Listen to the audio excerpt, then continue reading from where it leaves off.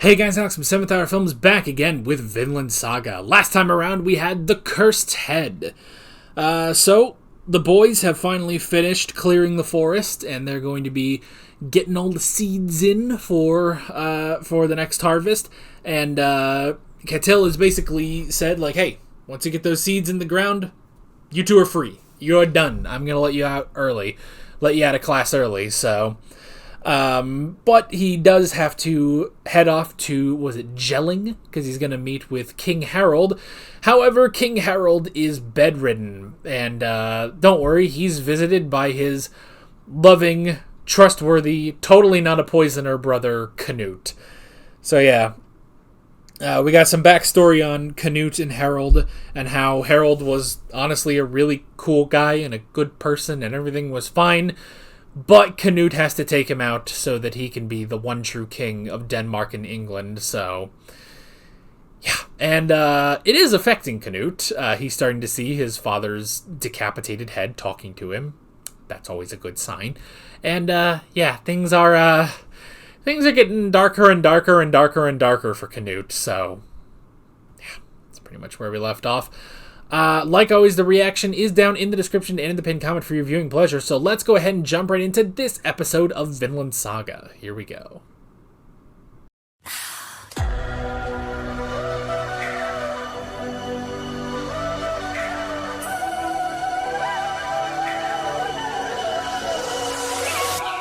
Well, if you were wondering how we're going to bring the storylines back together, namely Canute and Thorfinn, don't worry. Good old Canute is here to help out with that. See, it's... I'm curious how... I'm curious, like, what the exact plan is. Like, what... does it mean? What are we going for here, you know? What I'm assuming is the reason they'll use Olmar is... it'll be the... this will be terrible, but is he planning to have Ketil killed, Olmar take his place as a puppet, basically, thus he can fully control the farm? Can he not just use Ketil? Like, why... like, in the requisition of farmland, why does he need that? Because, like, you'll still have the slaves there, and the retainers. Maybe you get rid of Snake and his men, but why? I don't know. I'm curious. Obviously, what he's doing is not good. What he's doing is not good. Otherwise, there wouldn't be ominous music behind it. But I don't know. I'm not entirely like up on like what is the plan in the requisition. Like, what is? Why is he doing it like this, you know? Unless he just wants full control over the farm. And all crops go directly to what I'm just going to call the Royal Reserve. Rather than, I suppose what currently is happening is the crops... Ketil makes this big show. He has, 3 boatloads of crops and sends those to the king, and the rest, goes to the markets, It goes to the markets, it goes to the bakers, it goes to probably the butchers if they have animals, if they have farmlands of animals, I mean, we don't see the rest of the farm that much. Like, it may just be that they only do crops, but, I mean, I would assume a farmer has, pigs, cows, sheep, that those sheep will help with wool, So it's entirely possible. We don't know how large Ketil's farm is specifically, so I could see that being sort of the case, I could see that being the case, so if that's it, it's just that Canute wants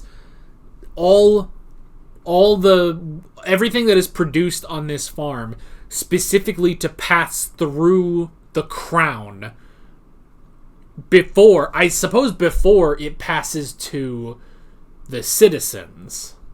I guess. I mean, because you have to think about, like, money. You know, you have to think about the cost he is... Because that's the big thing, is that it's the cost of maintaining his army in England, you know? And currently that has fallen on the English to pay those absurd taxes after having already been conquered. So that's a difficult thing. That's an incredibly difficult thing. But if that's the case, if he's trying to lessen the taxation on the English, I guess that's it. And, you know, paying, in terms of payment, like, in terms of payment, I'm sure there's a sizable amount of gold that is paid to his army in England, but gold, especially back then, gold would not be the only currency. It's a currency, sure, obviously. Gold is a very valuable thing. But at the same time, for this army, food, clothing, you know, these necessities are also going to be, well, necessary, you know? They need these things. So if I were to guess, that's what he's specifically going for, is that he's going to take Ketil's farm instead of, the amount, which isn't even a small amount, but the amount that he gets from Ketil's tribute. He's taking all the produce, everything produced at this farm, and putting it into maintaining his army, basically. Because he needs the army more than anything, you know? My thought, though, is, does he need to use Almar? Like, I'm assuming when he's saying he's going to use Almar for this, that he's going to basically depose Ketil as the master of this farm, and instate Almar, who will work on the business for Canute, basically, you know? He will ensure that everything goes smoothly.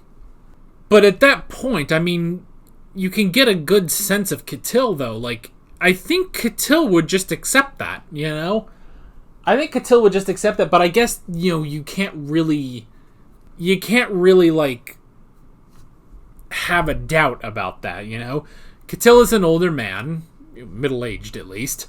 He's a middle-aged man, probably set in his ways.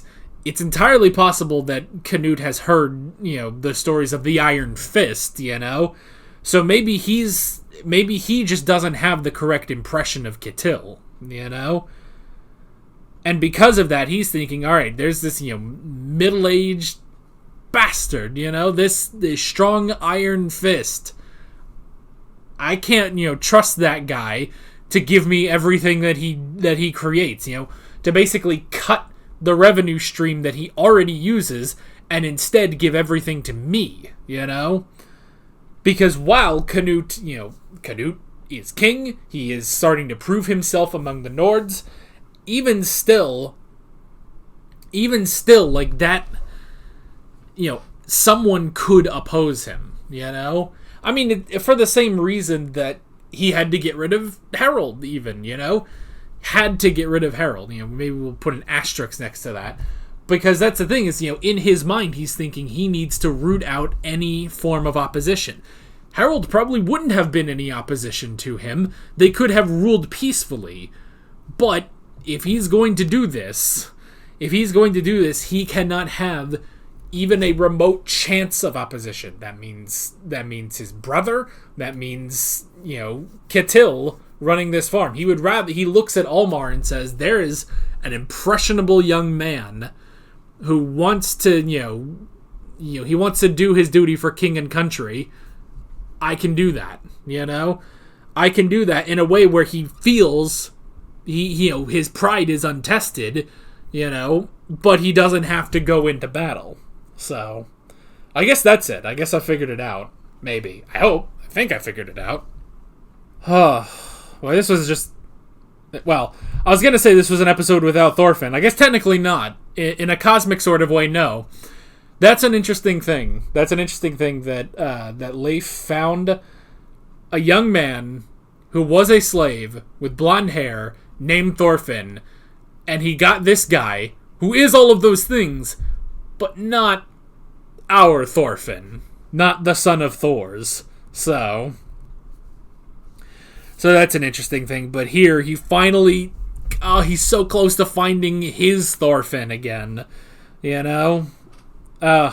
And now he's at a really good point. The last time you saw him 4 years ago, he wasn't really at a good point, you know?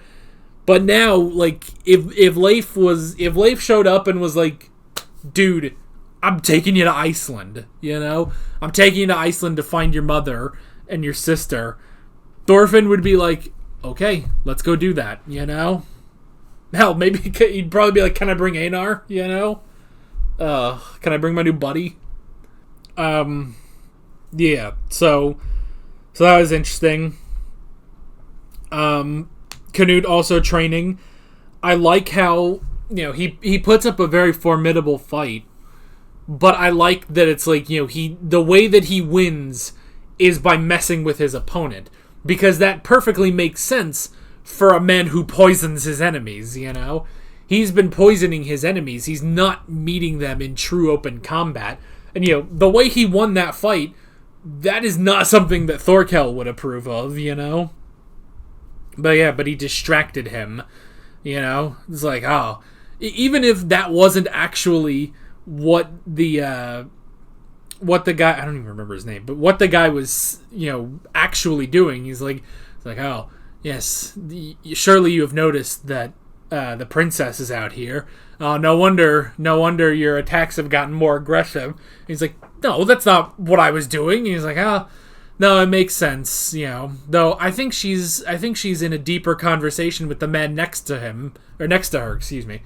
And that he looks, and just in that instant, Canute gets the upper hand. So that's the thing. And while all the people were impressed, sure, but he did not win that in a I am better physically, skillfully, maybe in the skill of messing with your opponent, which is a thing. But he's taking, honestly, if anything, he's taking the more of the Askeladd approach. And we talked about last episode that, you know, both Thorfinn and Canute do seem to be following different paths, yet still kind of both like set by Askeladd, you know? Like Thorfinn's taking the approach of, you know, not being a warrior, getting out of all of this, and Canute is going more down the path of the demon that faces the demons, you know? And it's an interesting thing because with that, like, that is a tactic that Askeladd probably would use, you know? He would use these sort of underhanded tactics to beat his opponent. He doesn't care about the one-on-one honorable fight. That's how he beat Thor's, you know? The only reason he was able to beat Thor's is because he's underhanded, you know? And he doesn't care about that kind of pride. To him, it's survival of the fittest, you know? So yeah, so that's an interesting thing now that Canute has sort of adopted, you know? And it's just so interesting seeing Canute's growth and change. I mean, and it's so interesting too because it's like, you know, from where we were in season 1 of Canute, you know, being sort of the more noble king, you know, being the noble leader, but finding the true, you could even say the true meaning of love, existence, the universe, all that sort of stuff. But now seeing where that leads him, you know? But if anything, he sees, you know, as he says, the utopia that the world can be. And to him, it's like, okay, we will get to that utopia if I have to kill every single last person to do it, you know? Like, he will make sure that this utopia is built on bones, you know? But to him, if anything, it's about the destination, not the journey, you know? He will kill as many people, he will get rid of as many people as he has to in order to build this perfect society, you know? Again, like Askeladd, he is the demon that faces the demons. He will become them to destroy them, you know? So it's all an interesting thing. And, you know, and I joked about this last episode, but now trouble's coming to the farm. Coming straight for Thorfinn, so... Oh, boy, but where is this gonna go? I guess we'll find out. We still got, like, over half the season left of this, so yeah, we got a lot of more good stuff coming our way. But that is basically it. With all of that being said, I'm Alex from 7th Hour Films, and I will see you guys next time. Take care. Alright guys, thanks for watching this video. There's a bunch of links on screen if you want to go click around any of those. There's a playlist with all of my Vinland Saga reactions, as well as another video you can go click on if you want. There's also a subscribe button and a Patreon button on screen, as well as other links in the description if you want to go check out any of those. See you guys later. Of the ones I left behind that I love.